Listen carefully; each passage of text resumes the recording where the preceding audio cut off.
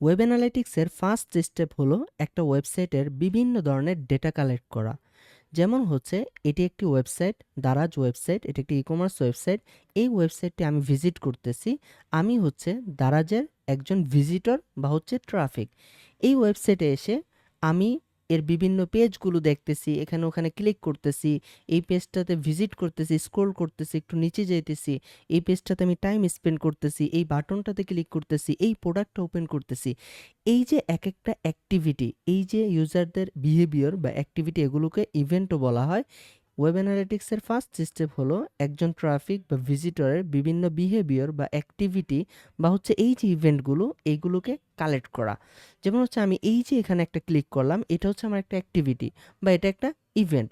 এই যে আমি এই পেজটা ভিজিট করলাম, এটা আরেকটা ইভেন্ট বা আরেকটা অ্যাক্টিভিটি। এই যে এখানে অ্যাড টু কার্ট বাটনে ক্লিক করলাম বা বাই নাওতে ক্লিক করলাম বা হচ্ছে এই যে এখানে কোয়ান্টিটি কমাইলাম বাড়াইলাম, এই যে এক একটা ক্লিক বা স্ক্রল করতেছি, এগুলো হচ্ছে একজন ট্রাফিক বা ভিজিটরের এক একটা অ্যাক্টিভিটি বা হচ্ছে ইভেন্ট। এখন এই যে এই ওয়েবসাইটে একজন ট্রাফিকের বা একজন ভিজিটরের যে অ্যাক্টিভিটিগুলো রয়েছে, এইগুলোকে আমরা কিভাবে কালেক্ট করব। এইগুলো কালেক্ট করার জন্য আমরা একটা টুলস ব্যবহার করি, যে টুলসটার নাম হলো গুগল অ্যানালাইটিক্স। গুগল অ্যানালাইটিক্স হলো গুগলের একটি টুলস।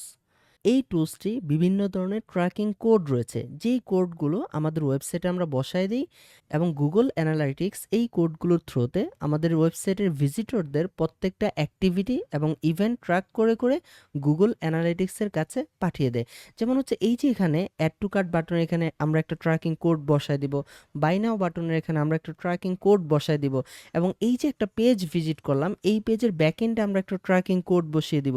এরকম প্রত্যেকটা অ্যাক্টিভিটি বা প্রত্যেকটা ইভেন্টের জন্য গুগল অ্যানালাইটিক্স বিভিন্ন ধরনের ট্র্যাকিং কোড দিয়ে থাকে, যেই কোডগুলোর মাধ্যমে পুরো ওয়েবসাইটের যাবতীয় অ্যাক্টিভিটি বা ইউজার বিহেভিয়ার এইগুলোকে ট্র্যাক করে গুগল অ্যানালাইটিক্সের কাছে পাঠিয়ে দেওয়া হয়।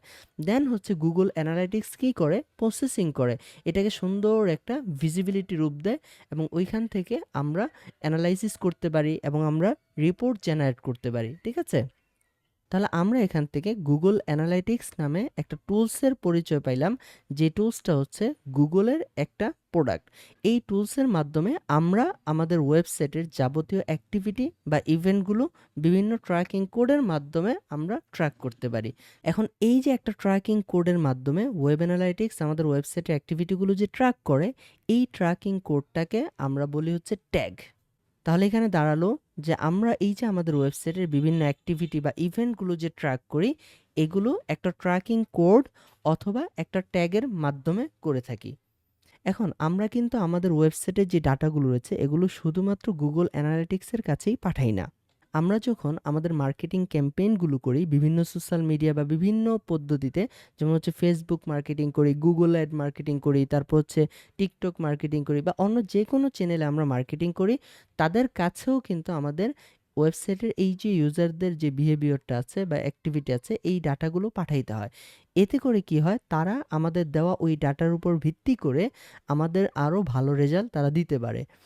এখন এই যে বিভিন্ন চ্যানেল রয়েছে, বিভিন্ন সোশ্যাল মিডিয়া রয়েছে, তাদের কাছে যদি আমাদের ডাটাগুলো পাঠাইতে হয়, তাহলে তাদের দেওয়া ট্র্যাকিং কোডগুলো আমাদের ওয়েবসাইটে ব্যবহার করতে হয়। ওইগুলোকেও এক একটা ট্যাগ বলে। তাহলে আমাদের গুগল অ্যানালিটিক্স থেকে আমরা ট্যাগ পাবো, আবার ফেসবুক থেকে ফেসবুক পিক্সেলের ট্যাগ পাবো, আবার গুগল অ্যাডস থেকে ট্যাগ পাবো, আবার যে সোশ্যাল মিডিয়াগুলো হচ্ছে সবগুলো থেকে এক একটা ট্যাগ পাবো। তাহলে কিন্তু আমাদের অনেকগুলো ট্যাগ হয়ে যাবে, তাই না? তো এই জায়গাটায় গুগলের আরেকটা অসাম টুলস আমরা ব্যবহার করি, যেটাকে বলা হয় Google tag manager. Google tag ম্যানেজারটা আমরা ব্যবহার করি মাল্টিপল ট্যাগ যেন এক জায়গা থেকে আমরা ম্যানেজ করতে পারি। অর্থাৎ একটা ওয়েবসাইট থেকে ইউজারদের যাবতীয় অ্যাক্টিভিটি বা বিহেভিয়ার, ইভেন্ট, এগুলো আমরা ট্র্যাক করি গুগল ট্যাগ ম্যানেজারের মাধ্যমে, এবং সেখান থেকে আমরা কি করি, গুগল অ্যানালিটিক্সকে তার ডাটা দিয়ে দেই, ফেসবুক পিক্সেলকে তার ডাটা দিয়ে দিই, এবং গুগল অ্যাডস বা যেটাই ব্যবহার করি ওইটার ডাটা আমরা দিয়ে দিই। অর্থাৎ গুগল ট্যাগ ম্যানেজারের মাধ্যমে আমরা সবার ট্যাগগুলো একটা জায়গা থেকে ম্যানেজ করতে পারতেছি। আপনি যদি এই ইমেজটা একটু দেখেন, তাহলে দেখেন এটা হচ্ছে একটা ওয়েবসাইট। প্রথমে ওয়েবসাইটে একটা ভিজিটর আছে, ভিজিটরের যে একটা বিহেভিয়ার বা অ্যাক্টিভিটি, এগুলো হতে থাকে ওই জায়গা থেকে গুগল ট্যাগ ম্যানেজারের মাধ্যমে সবগুলো ডাটা আমরা ট্র্যাক করি। তারপরে গুগল ট্যাগ ম্যানেজারের থেকে আমরা গুগল অ্যানালিটিক্সকে তার ডাটা পাঠিয়ে দিই, গুগল অ্যাডস কনভার্সন ট্র্যাকিংকে তার ডাটা দিয়ে দিই, গুগল অ্যাডস রিমার্কেটিং করার সময় তাকে তার ডাটা দিয়ে দিই, ফেসবুক পিক্সেলকে তার ডাটা দিয়ে দিই, লিঙ্কডইনকে তার ডাটা দিয়ে দিই, পিন্টারেস্ট ট্যাগকে তার ডাটা দিয়ে দিই। এভাবে গুগল ট্যাগ ম্যানেজার হচ্ছে গুগলের একটা প্রোডাক্ট, যেখান থেকে আমরা প্রত্যেকটা চ্যানেলের ট্র্যাকিং কোড রয়েছে বা ট্যাগ রয়েছে, সেগুলো আমরা একটা জায়গা থেকে ম্যানেজ করতে পারি। তাহলে এই পর্বে আমরা দুইটা টুলস নিয়ে জানতে পারলাম, একটা হচ্ছে গুগল অ্যানালাইটিক্স আর একটা হচ্ছে গুগল ট্যাগ ম্যানেজার।